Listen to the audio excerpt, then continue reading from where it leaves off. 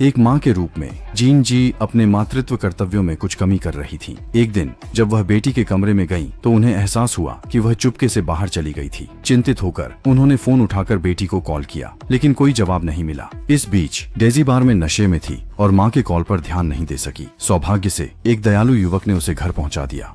घर में घुसते ही जीन जी ने दरवाजा खोला और युवक से कहा कि पहले बेटी को सोफे पर रख दे। इस भले युवक के प्रति जीन जी आभारी थी, क्योंकि अगर वह न होता तो बेटी शायद सड़क पर भटक रही होती। उन्होंने सोचा कि युवक को बैठने और पानी पीने के लिए कहें, लेकिन युवक ने विनम्रता से मना कर दिया। इस समय किम जी के दिल में बेटी के लिए चिंता है, पर इसे प्रकट करना आसान नहीं। किम जी एक हाई स्कूल की प्रधानाचार्य हैं। अगले दिन स्कूल पहुंची तो हैरान रह गईं कि पिछली रात बेटी को घर छोड़ने वाला लड़का उनके स्कूल का छात्र है। वह तुरंत कार्यालय में गईं और लड़के की जानकारी खोजी। पता चला उसका नाम फुगुई है और वह उत्कृष्ट छात्र है। वह खिड़की से बाहर खेल के मैदान की ओर देखती है। मन में कई विचार उमड़ते हैं और कुछ दिन बीत जाते हैं।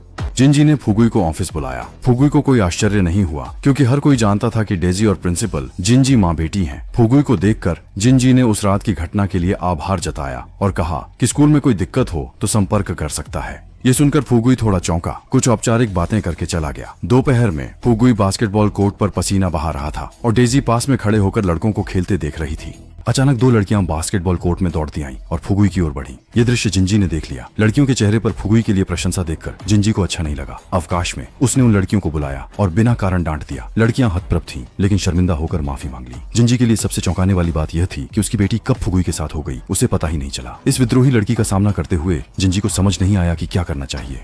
रात में जब वह डेजी के कमरे में आया, डेजी फुगुई से वीडियो कॉल पर थी। माँ को अचानक देख डेजी ने फोन काट दिया। फुगुई के कारण जिंजी ने बेटी को पढ़ाई पर ध्यान देने की सलाह दी। उन्हें चिंता थी कि वह छोटी है और प्यार में संतुलन नहीं रख पाएगी, लेकिन डेजी ने माँ की बात नहीं मानी और कहा कि वह अब बालिग है और अपने प्यार का पीछा करने का अधिकार रखती है। अगले दिन डेजी फुगुई को घर ले आई ताकि माँ को थोड़ा चिढ़ा सके। उस दिन डेजी फिर बाहर जाकर दोस्तों के साथ मस्ती करने लगी। अनजान फुगुई जब उसके घर आया तो दरवाजा खोलने वाली जिंजी थी।